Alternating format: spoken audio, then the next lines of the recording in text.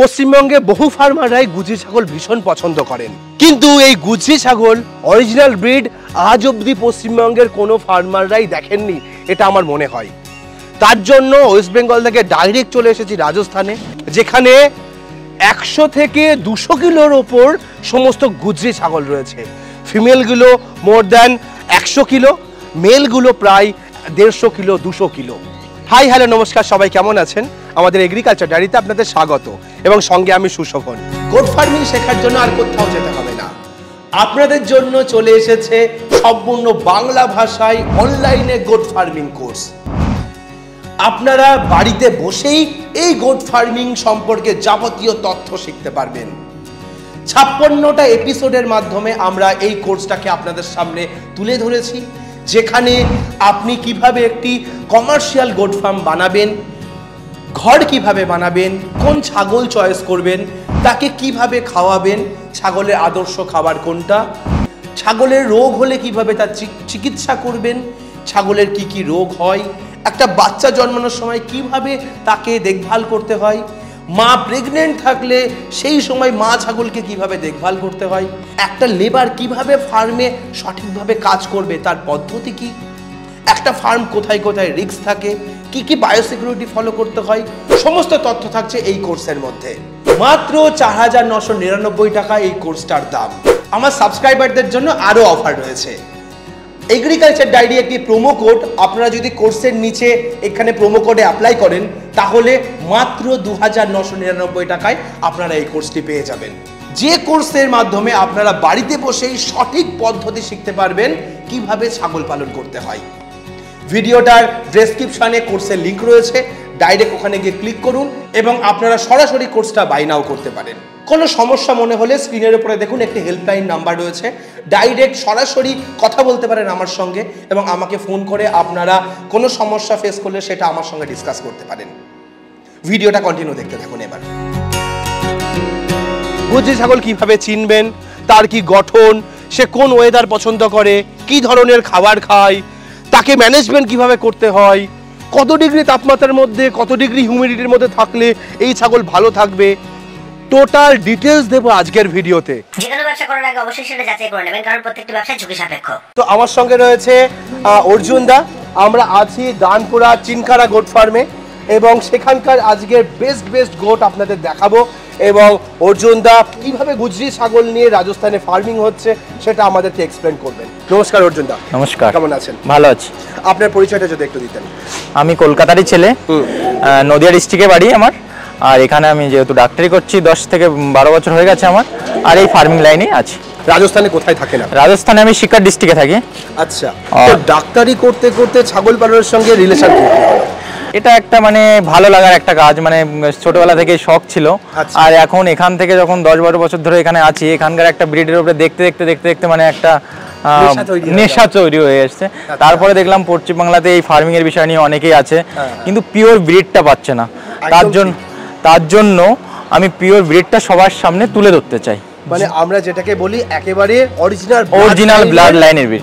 আচ্ছা, এই গুজরি ব্রিড সম্পর্কে যদি আমাদের একটুখানি নলেজ দেন আপনি। রাজস্থানের জয়পুর থেকে এই যে কুচামনের ভিতরে এটা ব্রিডটা বেশি দেখা যায়। আচ্ছা, ঠিক আছে, এই অঞ্চলের ছাগল এটা? হ্যাঁ, এটা কিন্তু কুচামনি বলা হয় একে। আগে যেমন 600 বছর আগে পুরানো ব্রিড, এটা কুচামনি চলে আসছে। মানে এই ছাগলের আগে নাম ছিল কুচামন, যেটা কুচামন সিটিতেই হচ্ছে। তো এই কুচামন থেকে গুজরি কিভাবে হয়ে গেল? এটা যখন গভর্নমেন্ট থেকে এটা দেখলো পিওর ব্লাড লাইনের, ঠিক আছে, হাইট, বাচ্চার লেন্থ থেকে শুরু করে সবকিছু, গ্রোথেও অনেক হাইটে, হ্যাঁ শিরোহিত থেকে 1 গুণ বেশি হলেও বেশি, এর রেজিস্ট্রেশন ব্রিড করে দিয়েছে, গুজরি নাম দিয়েছে। আচ্ছা, তারপর থেকে গুজরি বলেই পরিচিত। আচ্ছা, এই ব্রিডটা আমরা চিনবো কিভাবে? গুজরি ছাগল, গুজরির তো হাজারো কালার আছে, তো তার ভিতরে দেখতে হবে মুখটা সাদা আছে, ঠিক আছে, মানে মুখ এবং গলা থেকে মুখ অবধি সাদা, হ্যাঁ এইটুকু সাদা থাকবে। আচ্ছা, ভেতরে কিন্তু সাদা ছোপ থাকতেই পারে, কিন্তু মেন পাটা সাদা থাকবে, 4টা পা, আর এই যে লেজের এইখানটাতে সাদা দাগ থাকবে। লেজ হবে সাদা, একদম সাদা, 4টে পা হবে সাদা, মুখ হবে সাদা, আর কালার যে কোনো হতেই পারে, যেমন ওখানে ইংলিশ কালার আছে, ঠিক আছে, এটা একটু স্পটেড আছে, বড় কালো, খয়েরি, সাদা, স্পটেড হতে পারে। এই একটা যাচ্ছে যেমন ইংলিশ কালারের, ঠিক আছে। ইংলিশ কালারের গুজরি কিন্তু আজ পর্যন্ত পশ্চিমবাংলায় একটাও নেই, আমি এটা গ্যারান্টি দিয়ে বলতে পারি। আচ্ছা আচ্ছা, এবার যদি আপনি একটুখানি এই ব্রিডের ওয়েট কত গেইন করে, তারপরে কত দিনের মধ্যে কতটা ওজন আসে, এর চেহারা কিরকম, এই বিষয়গুলো যদি আমাদের একটুখানি বলে দেন।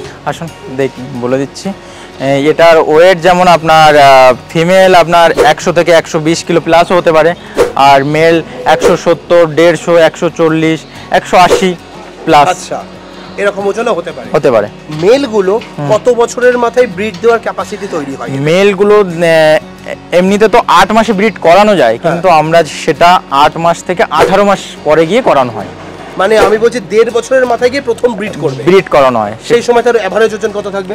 সেই সময় তার এভারেজ ওজন থাকে 125 থেকে 30 কিলো কিংবা 40 কিলো এভারেজ। 140 কিলোর উপর চলে যাবে বিলকুল। আচ্ছা, আর ফিমেল গুলোকে কবে প্রথম প্রেগন্যান্ট করানো হয়? 65 থেকে 70 কিলো। আচ্ছা, বয়স কিরকম থাকে তখন? 14 মাস, 15 মাস, 16 মাস, 18 মাস। মানে 1.5 বছরের মাথাতেই ওকেও প্রেগন্যান্ট করানো হয়? একদম একদম। ওকে, এটার কি কোনো সায়েন্টিফিক রিজন আছে এত লেটে কেন করানোর কথা? এর মেন হচ্ছে 2 দাঁত করার পর যদি প্রেগন্যান্ট করানো হয় তাহলে গ্রোথটা ভালো হচ্ছে, আর ব্লাড লাইনটা দেখা যায় যে একটা বাচ্চা আপনার জন্ম দিচ্ছে যখন ডেলিভারির সময় 8 কিলো 7 কিলো এভারেজ থাকছে। আচ্ছা, আপনি কি এরকম আমাদের ফার্স্ট মানে প্রেগন্যান্ট হয়েছে এরকম গোট কিছু দেখাবেন? হ্যাঁ, যেটা প্রথম করানো হচ্ছে এবং তার ওয়েট এবং তার বডি স্ট্রাকচার কেমন? একদম একদম দেখাবো। এগুলো সব প্রেগন্যান্ট ছাগল আছে। হ্যাঁ, এখানে প্রথমবার, দ্বিতীয়বার, তৃতীয়বার সেগুলো আমি আপনাকে আলাদা করে দেওয়া হয়। হ্যাঁ, প্রেগন্যান্ট। আচ্ছা, তো যেটা আমরা জিজ্ঞাসা করছি না, প্রথমবার যেগুলো প্রেগন্যান্ট হয় সেরকম ছাগল? এই একটা আছে প্রথমবার, এই ফার্স্ট টাইম। এটার ওজন কিরকম আছে? ওয়েট 75 থেকে 80 কিলো। আচ্ছা, 75 থেকে 80 কিলো। এর মোটামুটি বয়স কতদিন হয়েছে? এর 21 মাস। 2 বছরের কাছাকাছি। 2 বছরের কাছাকাছি। ওকে, তো 2 বছরের কাছে আপনারা ফার্স্ট প্রেগন্যান্ট করাচ্ছেন ছাগলকে? যখন 4 দাঁত হচ্ছে, 18 মাসে তো 4 দাঁত করছে, তারপরে গিয়েই প্রেগন্যান্টটা করানো হয়।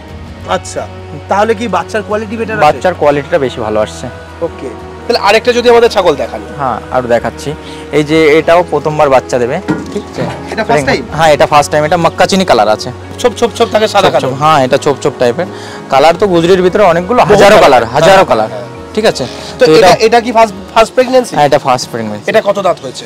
এটা 6 দাঁত। 6 দাঁতে ফার্স্ট প্রেগন্যান্সি? হ্যাঁ।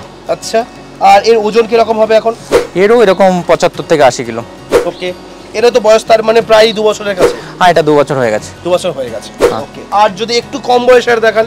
আর একটু কম বয়সের যেমন এই যে এখানে একটা দেখতে পাচ্ছি, এই একটা দেখতে দেখান। এইটা একটা দেখতে পাচ্ছি। হ্যাঁ, তাহলে এটা কত দিনের হয়েছে?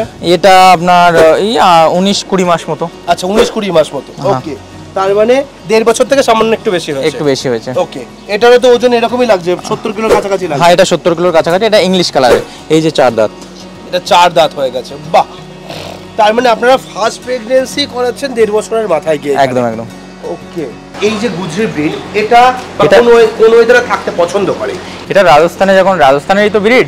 রাজস্থানে যেমন ঠান্ডার সময় প্রচন্ড ঠান্ডা, গরমের সময় আবার প্রচন্ড গরম, তো এগুলো সার্ভাইভ করে নিচ্ছে। মানে একদম লোয়েস্ট টেম্পারেচার থেকে হাইয়েস্ট টেম্পারেচার অবধি সহ্য করতে পারছে।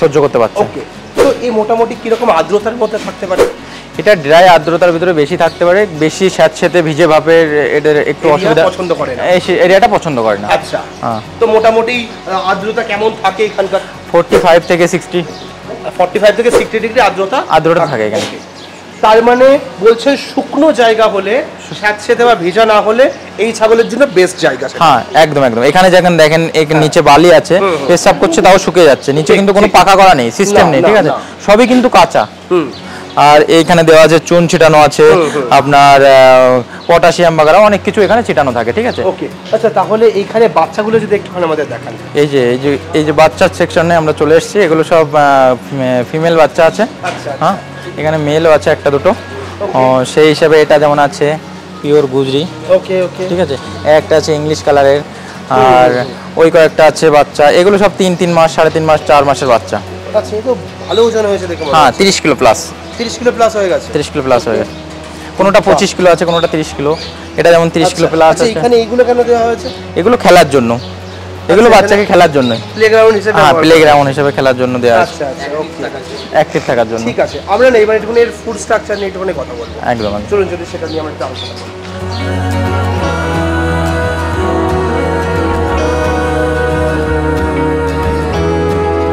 আচ্ছা, এই গুজি ছাগলকে কোন ধরনের খাবার খাওয়ালে এরা সুস্থ থাকে? এদের বেশিরভাগ তো দেখা যায় তো শুকনো খাবার আর দানা খাবারের ভিতরে কিছুটা অ্যাড করতে হবে, আর কাঁচা ঘাস 10% মতন থাকলেই হয়ে যাবে। মানে 3 টাইপের খাবারের দরকার? হ্যাঁ একদম। মানে আমি যদি দানা ধরি কত পার্সেন্ট?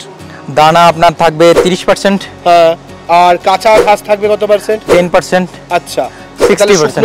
60%। শুকনো থাকবে 60%। তার মানে 60% শুকনো জাতীয় খাবার খাওয়ানো হয়।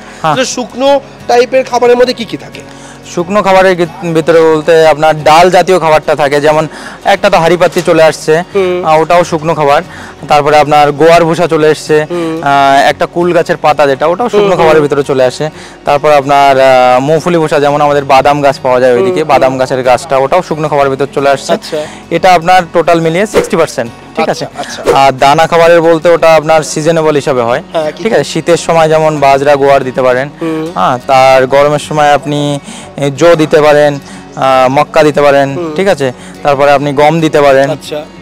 এরকম মানে সিজন অনুযায়ী মেথি খাওয়াতে পারেন। মেথি খাওয়ালে কি হয়, পেটটা আর ফাঁপে না। ঠিক আছে, আর বডি ওয়েটটা বেশি গেইন করে। ওকে।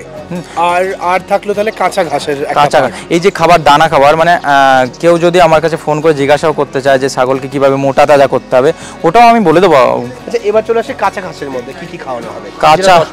কাঁচা ঘাস বলতে আপনি যেমন গাছের যে কোনো গাছের ডাল খাওয়াতে পারেন। ঠিক আছে, যেমন আমাদের ওখানে খুদ গাছ পাওয়া যাচ্ছে, এখানে সেটাও অন্য একটা গাছ পাওয়া যাচ্ছে, যেমন বাবুল গাছ পাওয়া যাচ্ছে। ঠিক আছে, যেটা বাবলা গাছ বলা হয়, ওটা কিন্তু বছরে 2 বারই খাওয়ানো হয়, 2 মাসই খাওয়ানো হয়। বেশি কিন্তু খাওয়ানো হয় না, কারণ পাতাটা ঝরে যায় সে সময়। এখন যেমন পাতাটা ঝরে গেছে।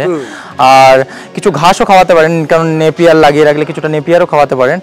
আর বাদ বাকি যেমন আলফালফা ঘাস আছে একটা, আচ্ছা, নিম গাছের পাতাও আপনি খাওয়াতে পারেন।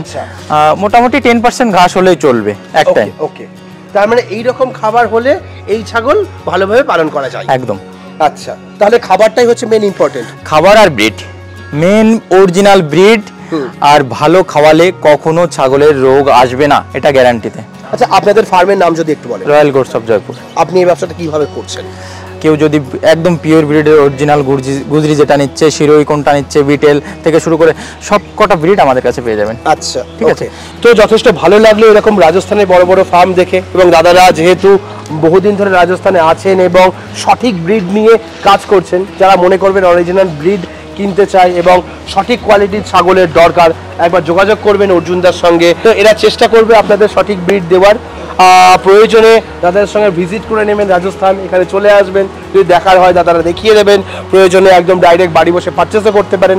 যদি মনে করেন আপনি কলকাতা থেকে নেবেন, সেটাও সম্ভব, এখান থেকে চলে যাবে, কলকাতা থেকে আপনারা পারচেস করে নিতে পারবেন, এবং আপনার বাড়িতেও পৌঁছে যাওয়ার ব্যবস্থা নিশ্চয়ই আছে। একদম। তো আজকের ভিডিওটা আমরা এখানেই শেষ করছি। পরবর্তী ভিডিওতে নতুন কোনো টপিক নিয়ে ফিরে আসবো। ততক্ষণ ভালো থাকবেন, সুস্থ থাকবেন। চলুন আমাদের সঙ্গে রাজস্থানের প্রত্যেকটা ফার্ম আমরা ঘুরি এবং আপনারা সেই ভিডিওগুলো এনজয় করুন।